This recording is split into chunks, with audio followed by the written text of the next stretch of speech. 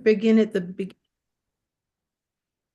Om Sadashivasamarambam Shankaracharya-madhyamam Asmadacharya-paryantam Vande Guru Paramparam Ishvaro Guratmeti Murtibeda Vibhagine Vyomabda Vyapta Dehaya Dakshinamurtaye Namaha Sava Vedanta Sedanta Gocharam Tamagocharam Govindam Paramanandam Satguru Pranatoshmaham Om Om Shanti Shanti Shanti Om Namaste. So you were saying something, Lynn? Since it's been a while, I would just like to start at the beginning of 9-7. 9-7. Okay. Verse 7.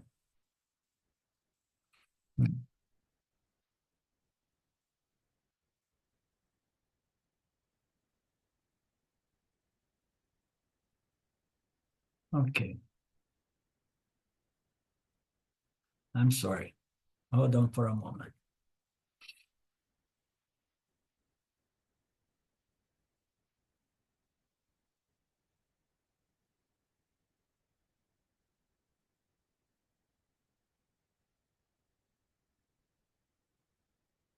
Okay, so we are on the chapter 9. Still, I mean, at the beginning, more or less, of the central part of the Gita, in which the subject matter is the nature of Saguna, Nirguna, Ishvara, no? The middle section. So Krishna is focused on the nature of the Lord, and then the verse appear with some hints, no, of such a nature: divisionless, changeless, timeless, spaceless, and open pervasive, and so on. No? And then just to contextualize, so he goes about addressing the superior nature, so to speak, and the inferior nature, the higher nature or the lower nature, as we know. No? So colored by the gunas of Maya or free from the superimposition of the gunas. So on the first three verse, he was making an introduction. In the fourth verse, he said that the higher nature of God is formless and literally speaking, not available for any one of our sense organs. We know that pretty clearly. The second feature of the higher nature of Brahman in that verse was said to be Sarvakatam, that means all pervasiveness. It means to say it has no spatial limitation. Of course, it is formless. The third feature says that the whole world is resting in me. All things and beings are resting in me. So we understand that concept in the sense that consciousness somehow, like space, it accommodates whatsoever play of Maya, is superimposed. So consciousness, which is inherent to our human mind, our human consciousness, we have no way to say, no, I don't want to this superimposition. You understand? I don't want to see this physical world. So consciousness, in that sense, is the most pervasive principle. And it does not deal with Maya Shwara because, it's what's happening there is under the jurisdiction of Maya Shwara. Have no saying, if they just, the same way our consciousness sees the world and we have no way to reject it or to cancel it. Everything is superimposed upon us as consciousness. Therefore, the Lord is everywhere And later on, we're going to see that it's not anywhere in this world because there is only the Lord Brahman. It is the supportless support. It's another beautiful concept. No? It is the adhisthanam. It supports, it accommodates, it reflects, howsoever, and but it does not require any support. It's not within causality. We have seen those analogies that anything that sits on a table is being supported by the table, including these two computers. But the table is not supportless, it needs support of the floor. And so on. The floor is going to need support of some other principles. The verse 5 is said, in fact, the beings are not in me, my divine yoga. I myself am the creator of all beings and the sustainer. I'm not in the beings. And then we have that situation which he contradicts himself. Swamiji says it sometimes is a problem because he's contradicting right after the previous verse, Before he says, I am in everything and all the beings are in me. The first is, I am in everything as the indweller. And then all the beings are in me. And then he says, there is nothing in me because there is only I myself as reality. Here he's saying that all beings are in me, but I'm not really in the beings.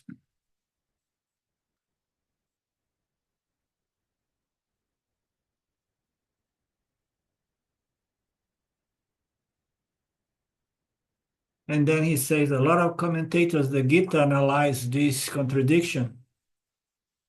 They go through debates and several arguments to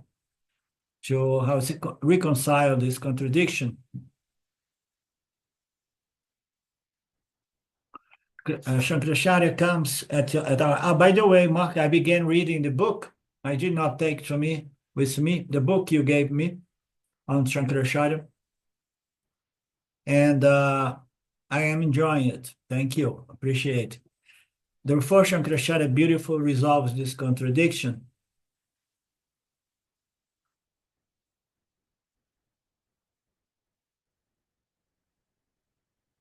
He says, so it's the usual thing. He says that only one way that's between these two statements, X is existence, also must be validate. X is non-existent, also must be validate, because one exists within Mithya, and the other statement stands within Satya. Within Satya, there is nothing. Within Mithya, we say, no, there is a lot of projects and superimpositions that takes place here.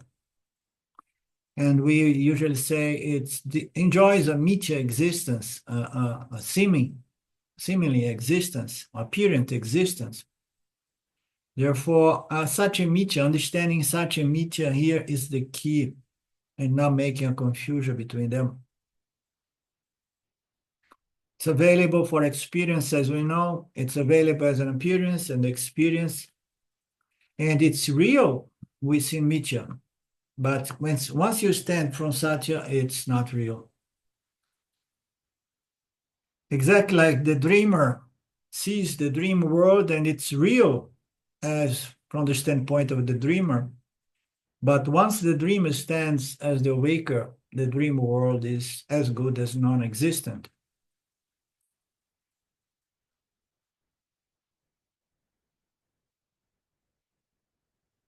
Vedanta is incredibly unique. It brought up this unique concept called Mithya. It's apparently experientially available, but factually not existent.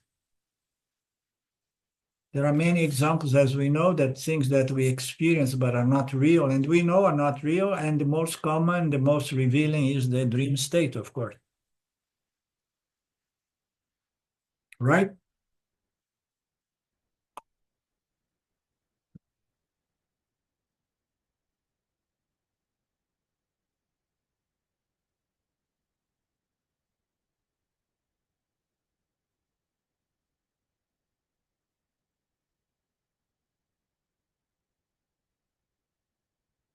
So in Vedanta, we have a higher order reality, which is called Satya or Satyam, and the empirical order, which is non-existent from the standpoint of Satya, but this empirical reality, which is non-existence from the standpoint of Satya, is called Mithya, available through the five senses.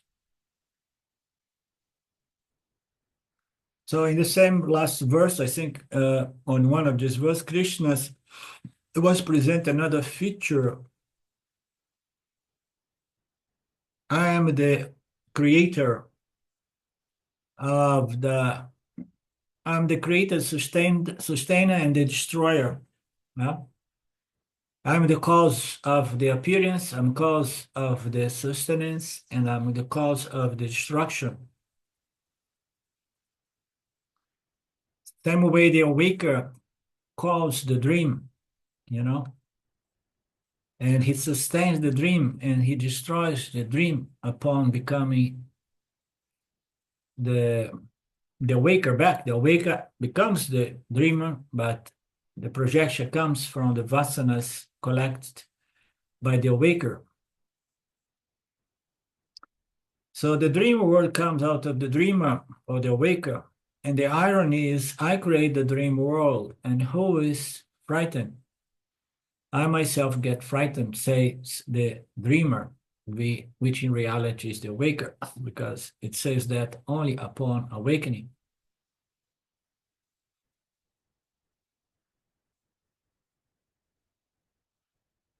Okay, everything comes, it sustains and resolves back into Satchitananda Brahman, just like the dream world resolves back into the awaker.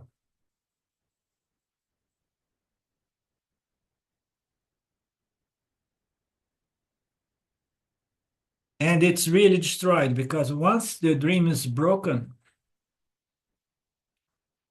once you become the awaker, you cannot go back to the dream. It's broken.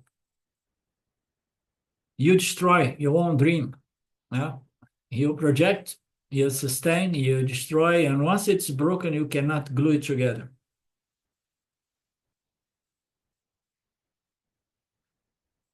Swami presents us with a passage in Kathopanishad. I swallow everything, including time and space. Time and space are the two fundamental features of Mithya, projected by Maheshwara. And the real Lord is beyond time and space. It's beyond Mithya. It's beyond Maya and Ishwara. Therefore, it's said that the Lord swallowed, time would swallow the Lord is a wrong statement, mistaken statement. And then we can say that the Lord swallows everything. But the Lord here fundamentally is Maya. Through the power of Maya, the Lord projects, because the Lord does not do anything without Maya.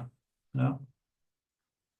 So it's said that I, in my higher nature, with the help of Maya, I project, sustain, and I swallow everything back into the Prakrti of my own Maya. No, would be the more technically correct statement.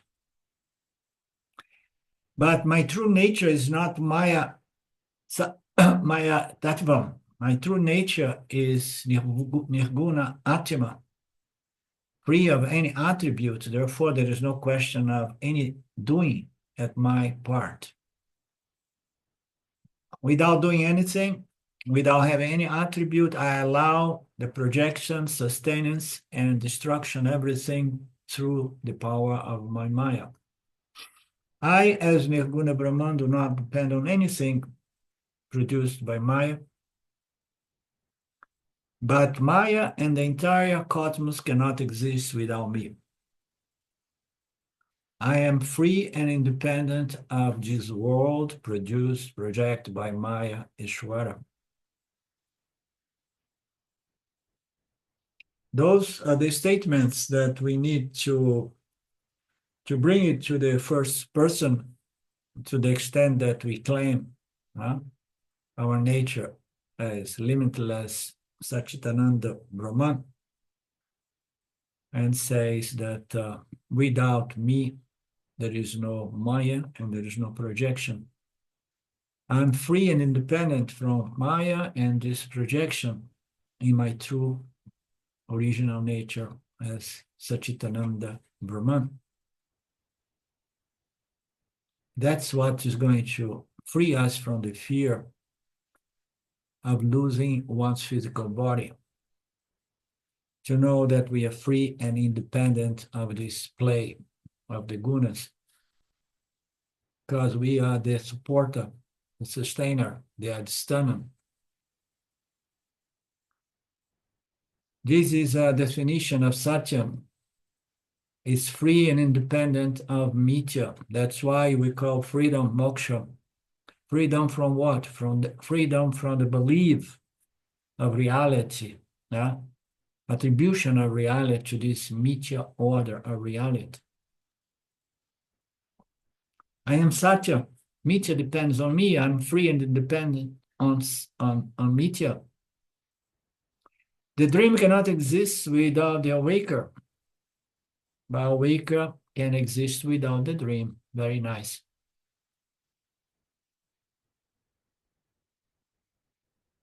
Is the awaker totally free? No, it's free from the dream order of reality. In order for the awaker to be free, it needs to free itself from the awakening order of reality. And it does so by realizing and properly claiming its nature as Satyam.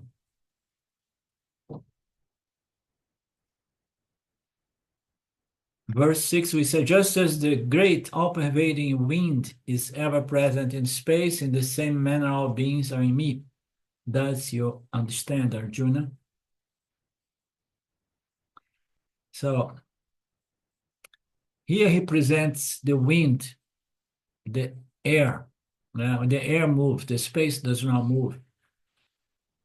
So, the wind is ever present in space. The air is moving all the time. In the same way, all beings are moving within me. Thus, please understand, Arjuna. It means to say that my true nature is asangatva.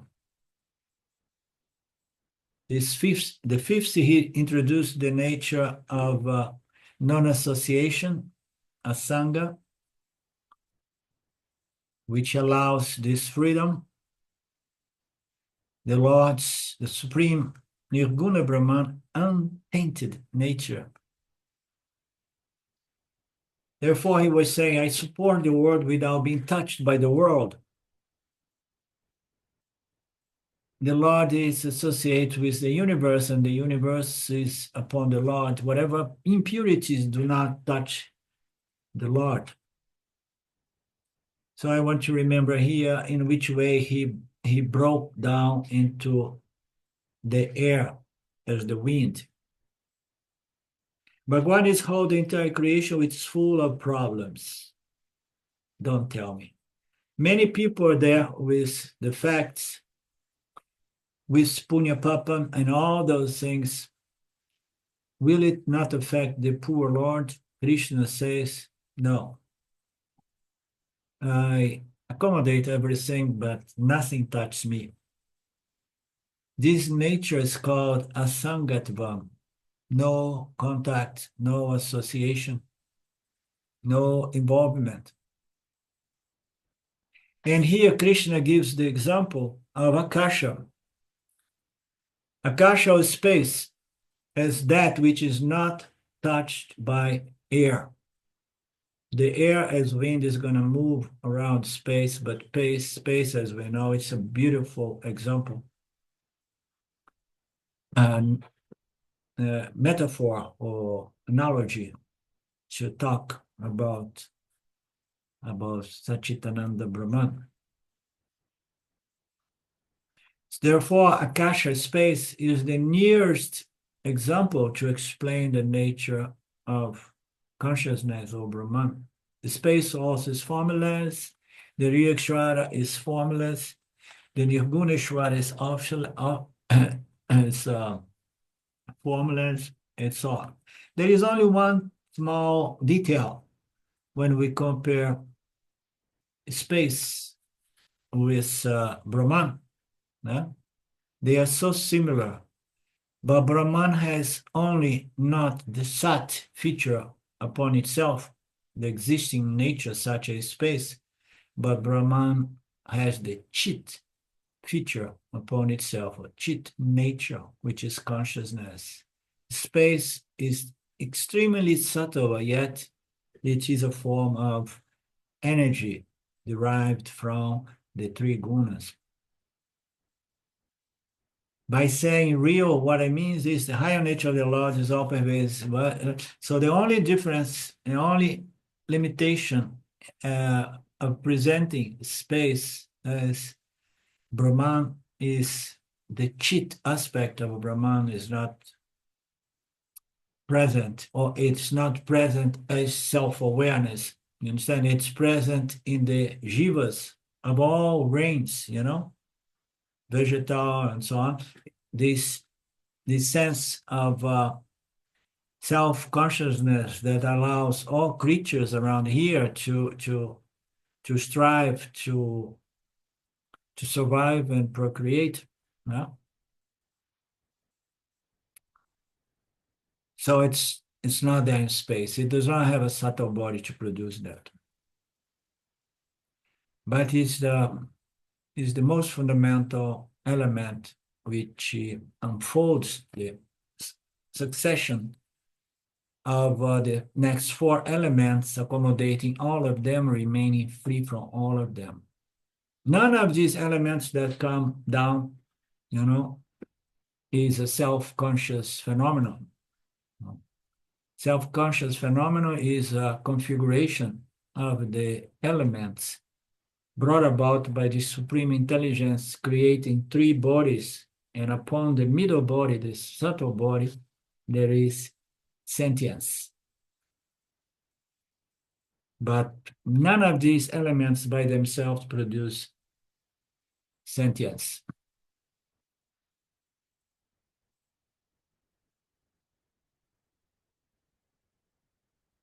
So the goodness of the world, the badness of the world is not really associated with the true Nirguna Ishvara. We can never say the Lord is good or bad. And how about Saguneshwara? Is Saguneshwara good and bad? Well, Nirguneshwara, we know that it's beyond all pair of opposites. But how about Saguna? A lot of people is pissed off with God nowadays. And they are changing their opinion in regards to the Creator. So the real God is beyond all pair of complementary opposites. But how about Saguneshwara?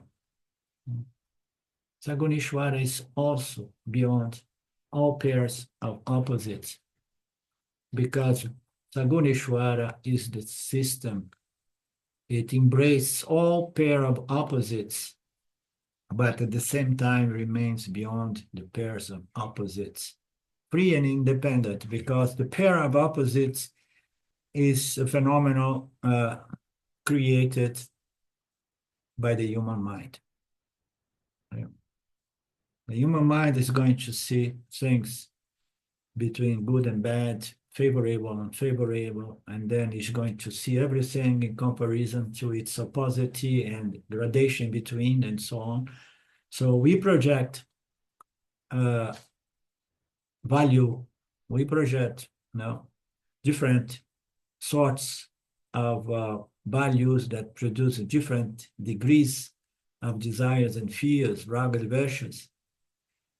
This is all part of Jiva's creation, human Jiva's creation, one's subjectivity. And this subjectivity is a very important, subtle element which Jivas in general contribute so that Ishvara can set the system and reset the system again and again, remolding the system according to the macrocosmic vasana load of all jivas.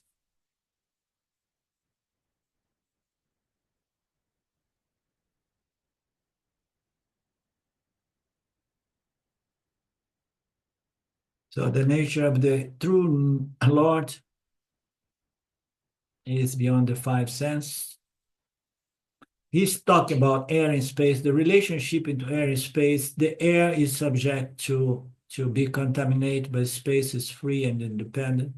Just about consciousness. Just imagine Nirguna Brahman. If space itself is not subject to any smell, for example, coming from the air,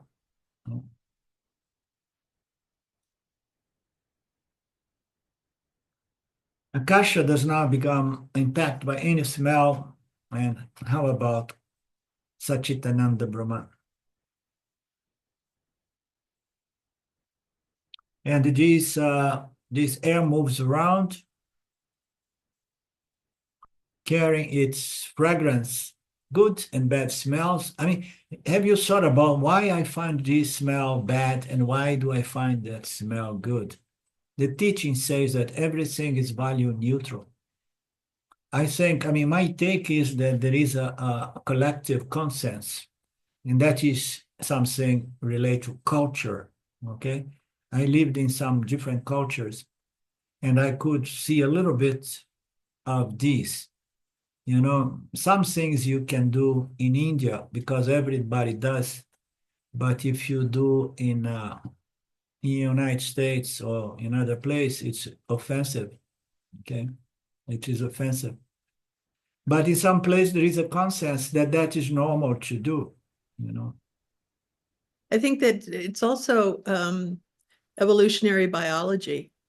I mean, you live in the world, and if you're eating off the world, you don't want to go towards something that's spoiled or so. I mean, dogs have the same thing.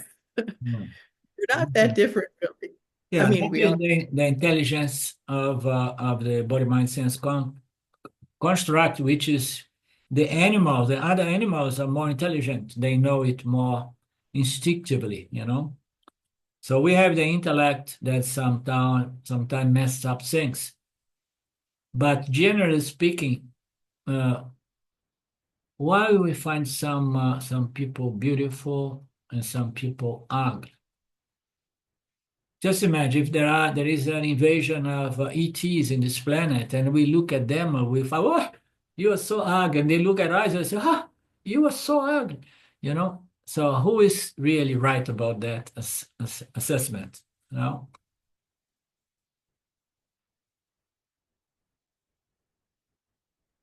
There is something cultural about these opposite pairs. The verse number 7, O Arjuna, at the end of each cycle, all beings resolve back into my Prakriti. Oh, you see here, he's talking about the Prakriti, not into himself. At the end of each cycle of this manifestation, all beings resolve back into my Prakriti, or the Prakriti of my Maya. Again, at the beginning of the next creation, they all come from the Prakriti of my Maya back into manifestation. And what kind of manifestation is this? Is an apparent manifestation. It's not really real, but it comes in cycles. It appears and disappears, and once it appears, it appears changing from moment to moment, which is something, that is the concept of time we've seen in some classes before, is built into the creation because everything is modifying from moment to moment, and everything that's born has an expiration date. And that goes to our physical bodies, of course. So it's better we don't identify with anything that was born. Because if we identify with anything that was born, we're gonna suffer when it goes, when it dies.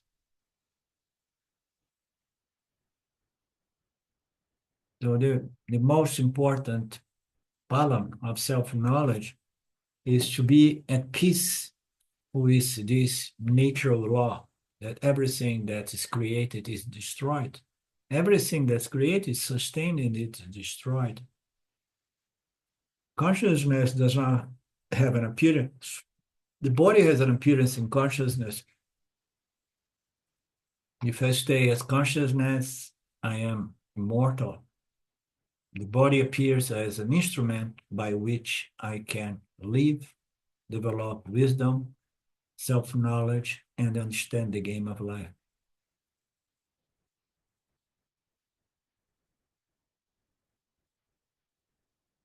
That is given further explanation about Lord as the creator or the originator. So 7 and 8 is verses and explanation of Jagata Karanatvam of Brahman.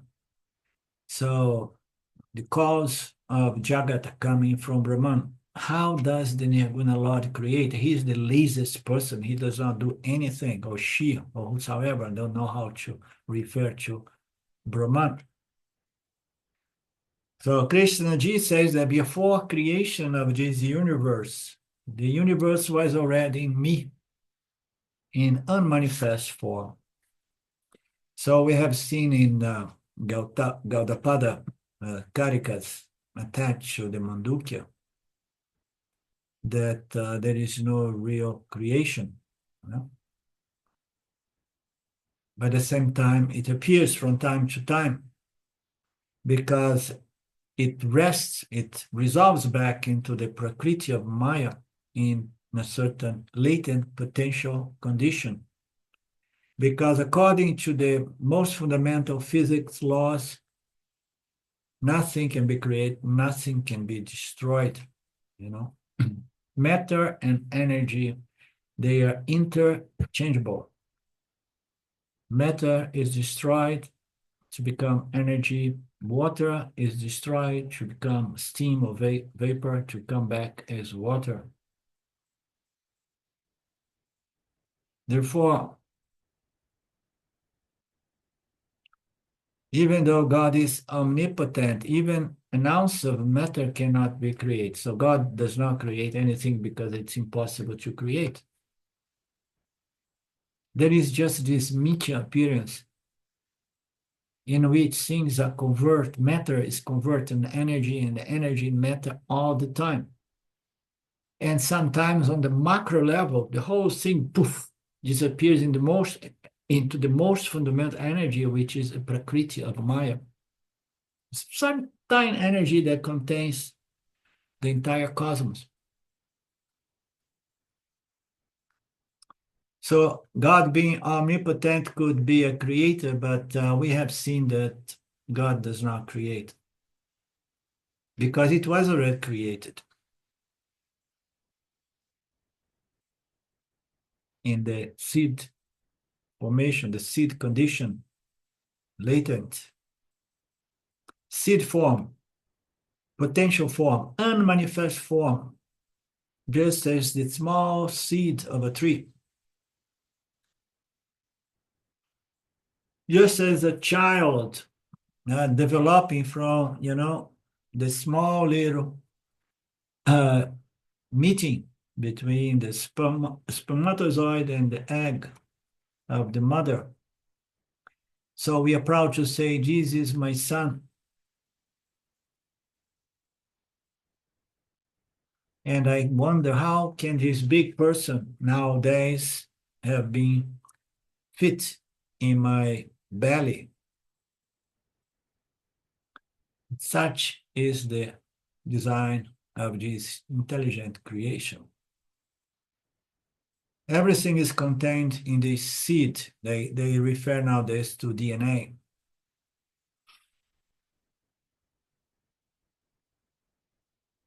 That's why genetic engineering is becoming important and relevant. Many of the diseases are already there in genetics. But we do not know. This is a good insight here. Because if we can go there into the genes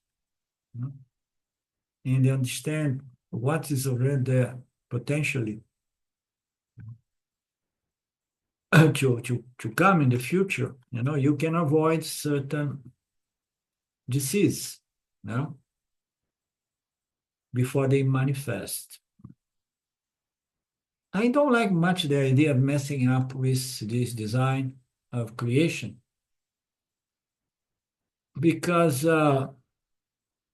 it's such a powerful technology, and unfortunately, it always ends up in the hands of people craving for more power and dominance in the world. Okay. So there are other ways you can, change the code of your DNA. You can look and see, oh, my grandmother, da, da, da, da, da, da, da, da, and then you say, okay, I have to be aware because there is a predisposition, tendency, which comes from my genes. Therefore, I'm doing things to neutralize this tendency. I'm going to cultivate different tendencies. As we know, our thoughts, words, and deeds are going to again and again reprogram our causal body, our subtle body, and impact our physical body as well.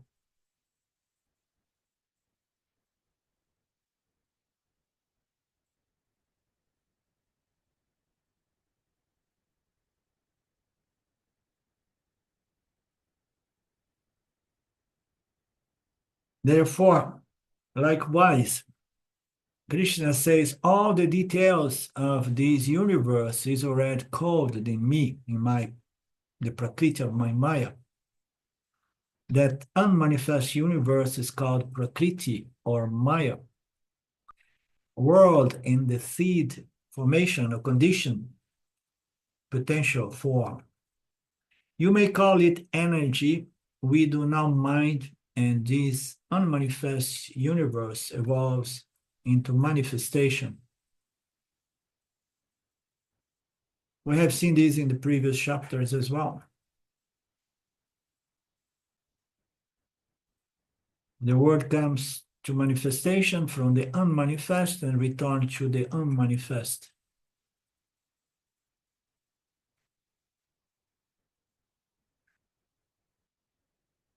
We came to the point we have stopped already.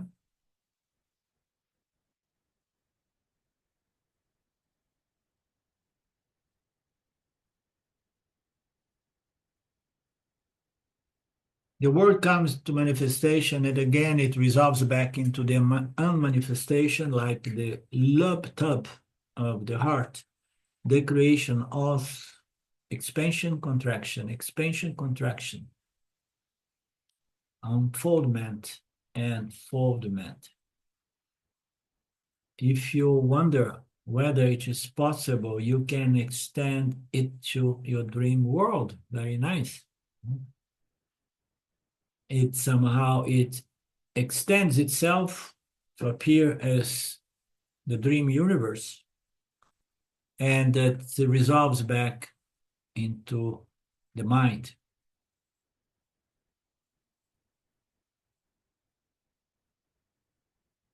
Unfolds and folds back into the mind. He says, now your dream of tonight you are going to get some dream.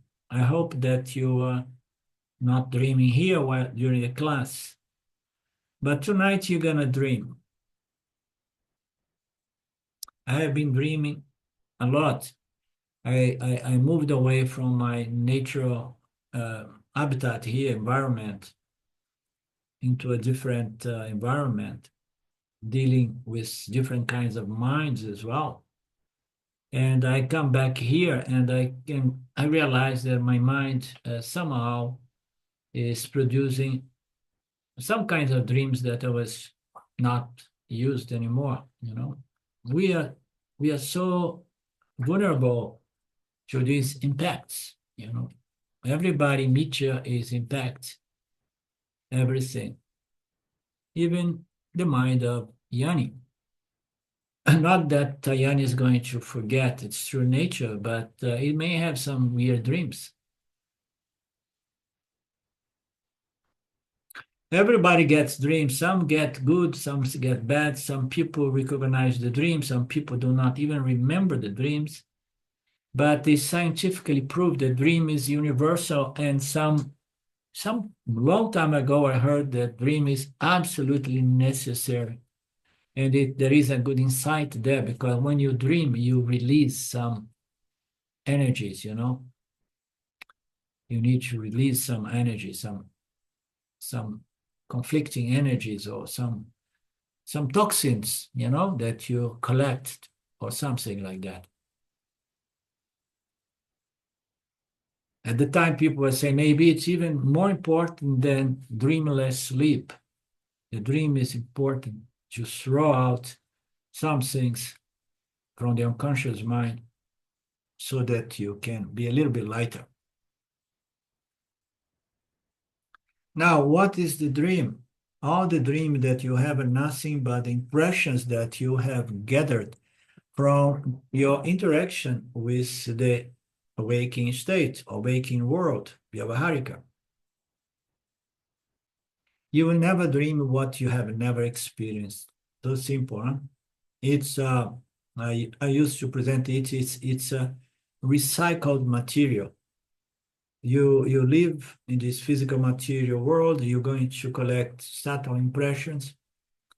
They are going to be deposited in your unconscious mind, or causal body, and then at certain moment, it unfolds and projects itself as a dream. But you cannot project something unless it is something that you have experienced in the physical material world, and now is recycled to project a similar reality, but, you know, for the dreamer. But there are some elements. The entire business of reading and analyze your dreams is to see the parallels, you know, from our awakened state. We are having certain experience, and the ego somehow does not want to see things as clear.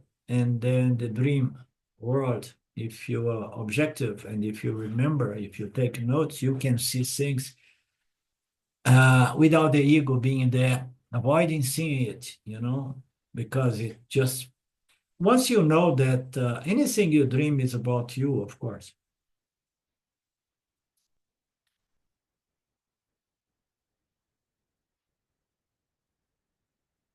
You can have a dream of what you have not experienced. You can have a peculiar permutation combination. See, permutation combination, dreams that are so unusual that you think, are these impressions from this lifetime or from past lifetime? These things, I believe it happens as well. I used to have some dreams on some certain settings that used to repeat a little bit similarly to through dreams and dreams. And I say, I have never been to that setting, you know. A sense that this is not from impressions from this lifetime. Here, Swami says that you can dream as a dreamer, being part man, part animal, buffalo head and something, and having buffalo experience mixed up with human experience. You can experience something like, I can fly. I have had this experience, you know. I never had the experience of flying, you know, but I dream a few times. I never saw him really a human being with the head of an elephant, but I can imagine and I can dream it. Swami says here, I say that you have experience, yes, but in some previous births. The mind continues from previous births. Therefore, today's dream is already in the awaker. In what form? Vasana's potential form that somehow it carries from one birth into the next birth. Today's dream of viewers is already in your mind as a seed.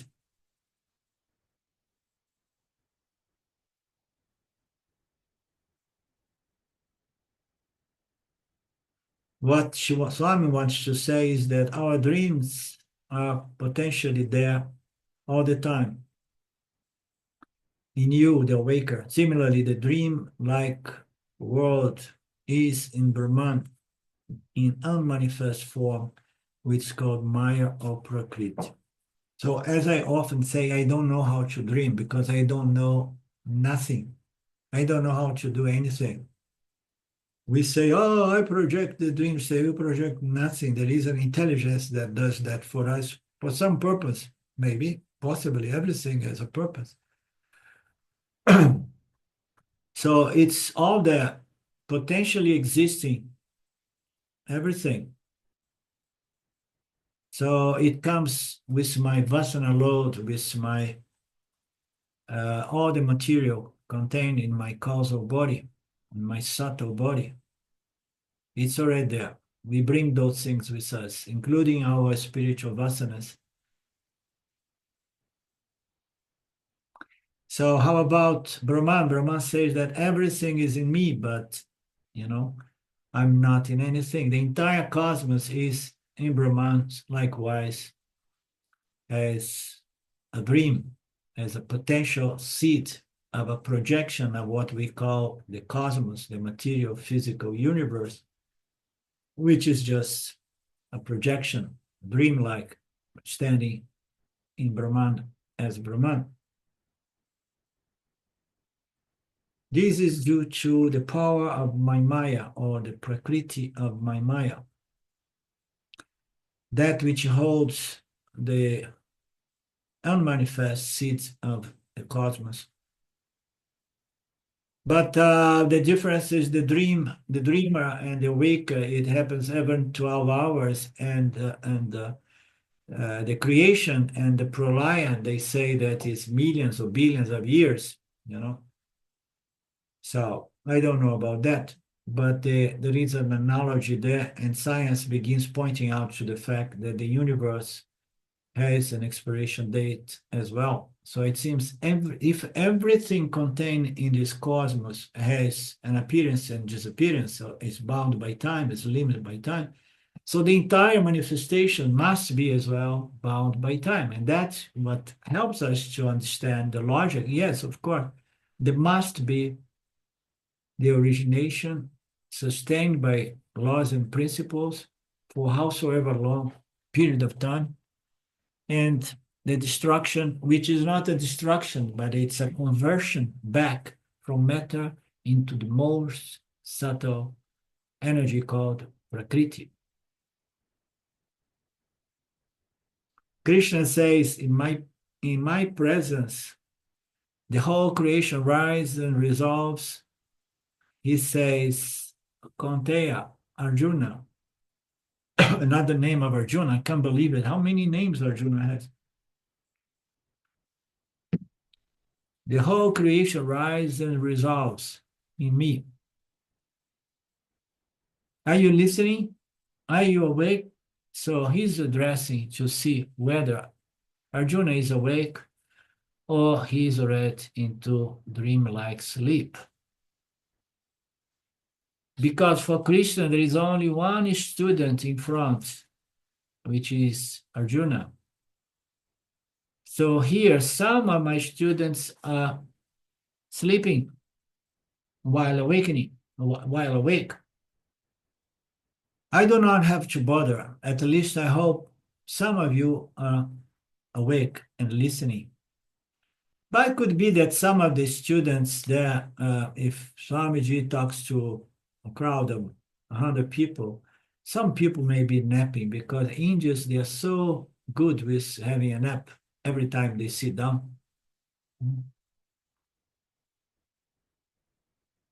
Therefore, Krishna has to off and on address Arjuna, and whether Arjuna is present and awake and aware or not. Listen, all beings come back to me through the Prakrti of my Maya. In the Prakrti, unmanifest, latent, potential condition of the universe in which all beings are contained. Maya, not money. Mamikam, mamikam, not mummy. Mamika is the Sanskrit word belong to me. That is the Prakrti, which depends on me. Prakrti depends on Nirguna Brahman, consciousness. Consciousness is the only free and independent principle.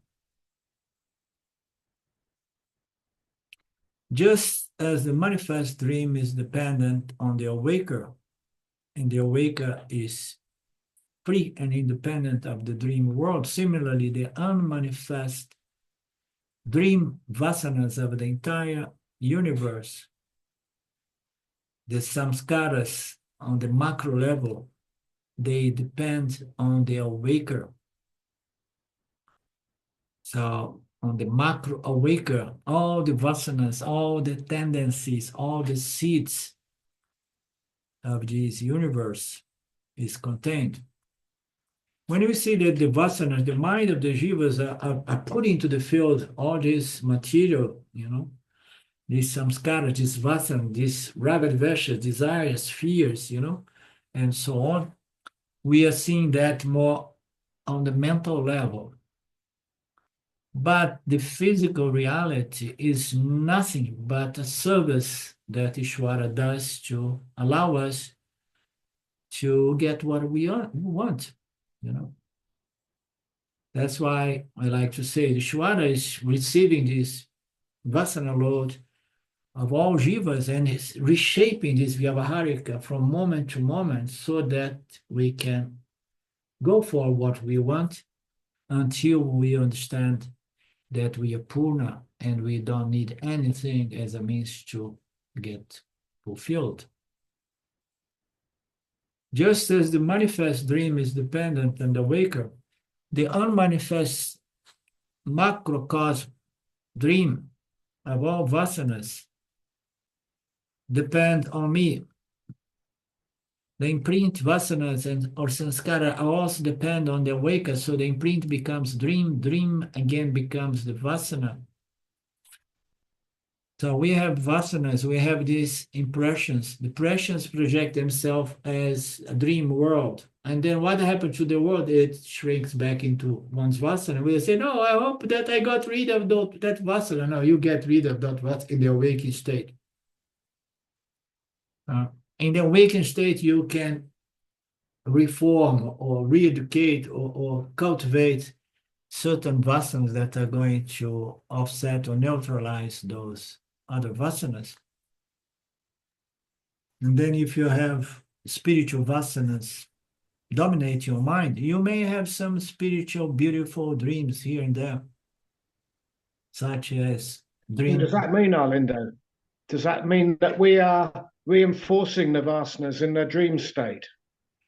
Well, I think we reinforce them only to the extent that you see, in the awakened state, we reinforce our vasanas to the degree that we engage with them, attribute reality to them. My vasana, my tendency, my interaction, and oh my God, what did I do? And so I'm identified with those attitudes, thoughts, words, and deeds. I would say and then I have understand about my vasanas are playing right now. So I'm reinforcing those vasanas. But in the dream state, very rarely the dreamer really identifies, the awaker in retrospect identifies as the dreamer and owns the actions of the dream. He says, oh, it was my dreamer who robbed a bank, So I have nothing to do with it. So my take is that we don't. But the vasana, samskaras, which we would say like they exhaust themselves in the dream world. And that is the insight that I heard long ago that I never forgot that somehow we release certain raga dveshas that were excessive and were disturbing the mind. But we don't destroy them. I mean, to begin with, nobody can live without ragas and dveshas, without vasanas. It's just a question of the quality of one's vasanas.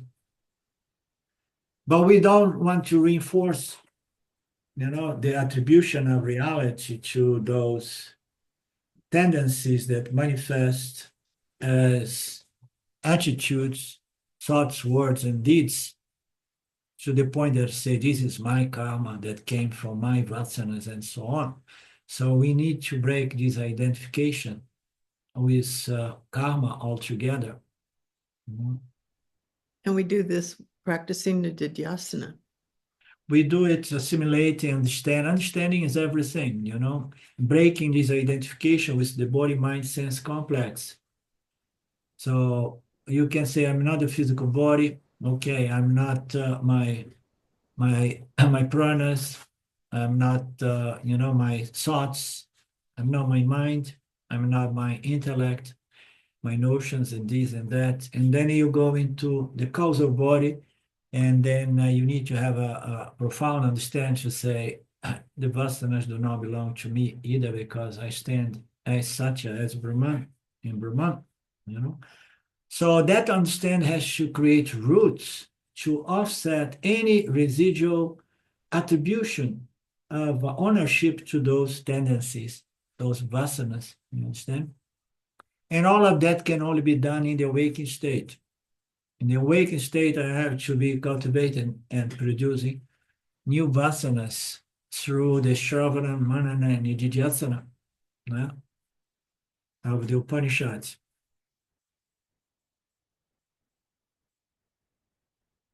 It's all a question of establishing one's identity. If you identify with the body-mind sense complex, you identify with causality, with karma, with actions and its results, and punya and papa, and the whole shebang that comes with it. But to the degree that you shift your identification from the body-mind and karma and everything that governs the body-mind, so you stand as consciousness witnessing the body-mind, its vasanas, its sanskaras, and its words and deeds, its sanshita and whatsoever parabhada karma manifests. So you stand as witnessing. And to the degree that we don't identify, the tendency is that these old tendencies, which were based on a total spiritual ignorance, ignorance of the true nature of reality, true nature of the self, true nature of God.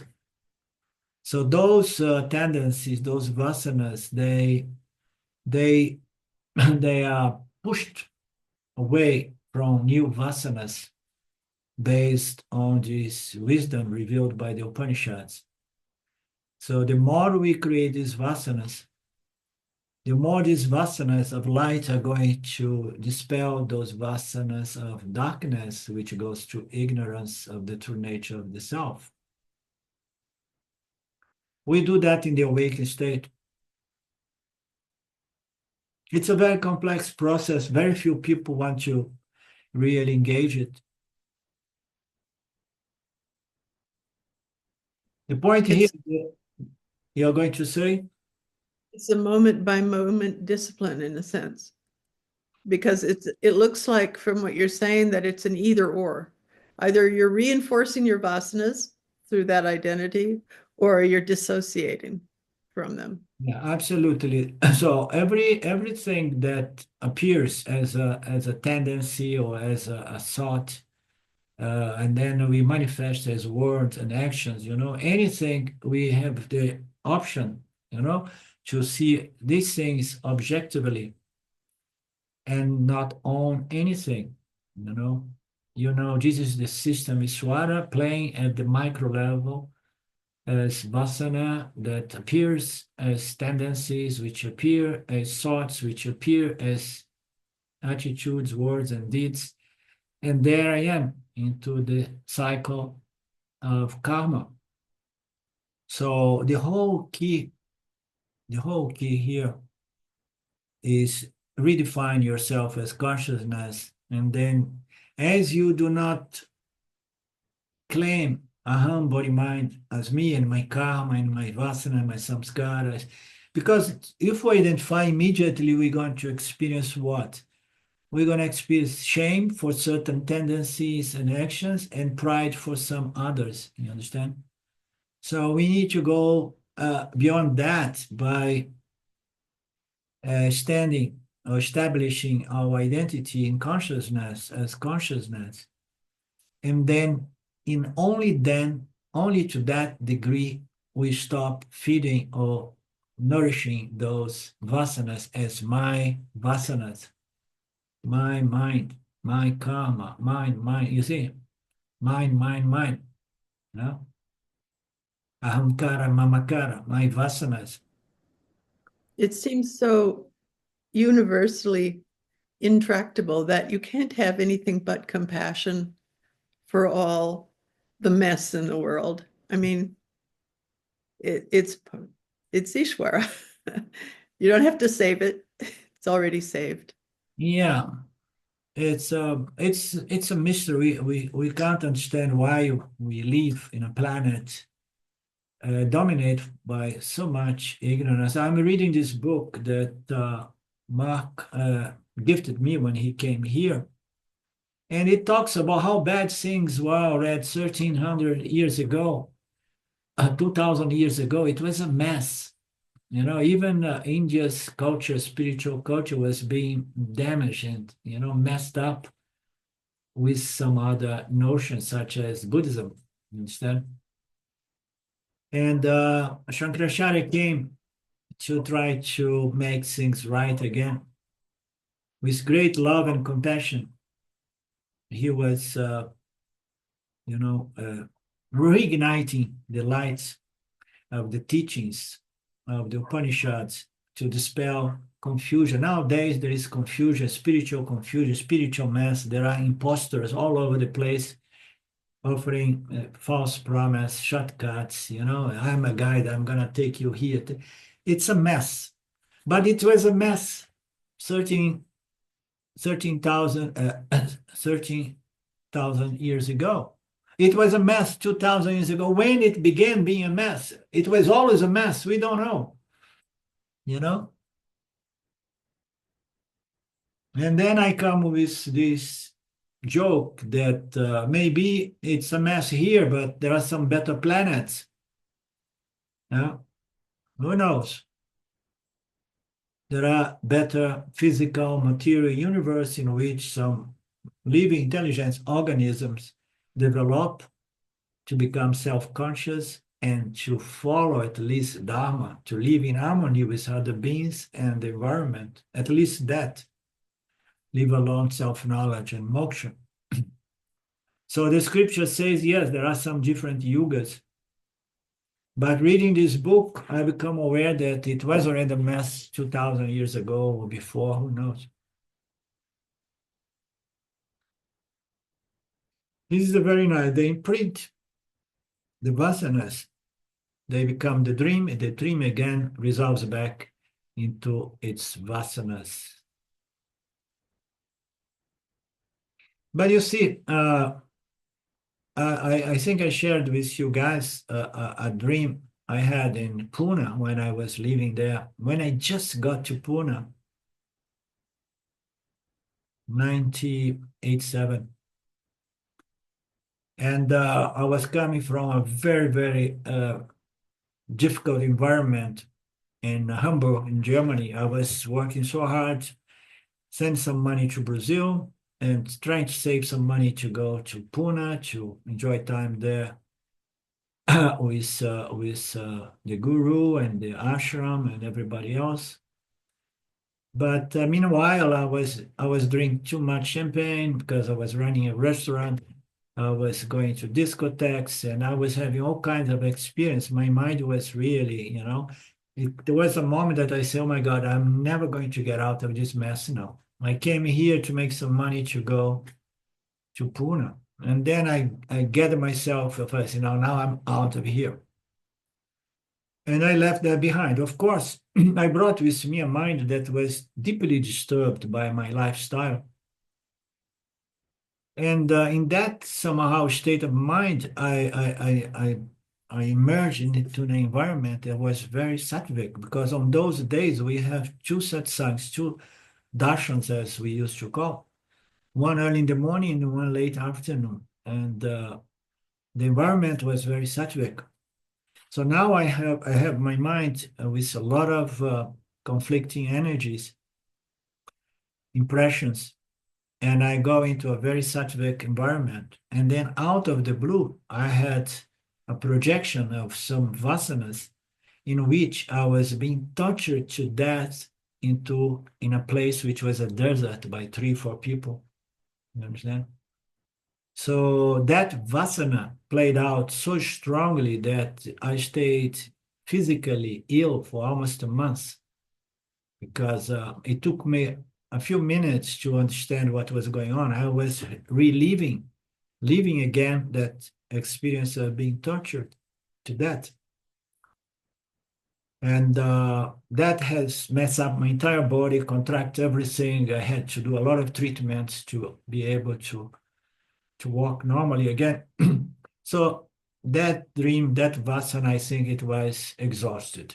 You know, it was so charged with energy that I think in response, I mean, we are just speculating from what Mark has said. Some vasanas, they may be exhausted in a dream. I've experienced that too, going into a very sattvic environment. It's like your mind and body rests, and then at that point you can release stress or negative effects of vasanas, because sattva is so purifying. Yeah, and in analogy, sattva is responsible for revealing things, you know, the light that reveals. So it's going to bring to light whatsoever is the cause of one's disturbance, you know, and one's conflict.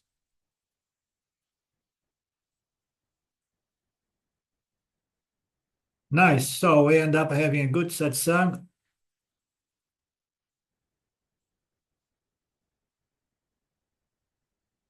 We meet back again tomorrow, Ishwara willing. Anything else? So Oh, nice to have us back together. huh? So nice to have you back home and all of us back together in our routine. Yeah. Thank you. Let's get back to our rhythm. Yeah. Om Purnamada Purnamidam Purnamudachyate Purnasya Purnamadaya Purnamevavashishate. Om Shanti Shanti Shanti Om. Om Ishwara. Namaste. We meet again tomorrow. Okay. Wonderful satsang, Arlindo. Thank you. Like Lynn says, wonderful to be back together, sharing satsangs again. Very nice. Very nice. Well, bye-bye.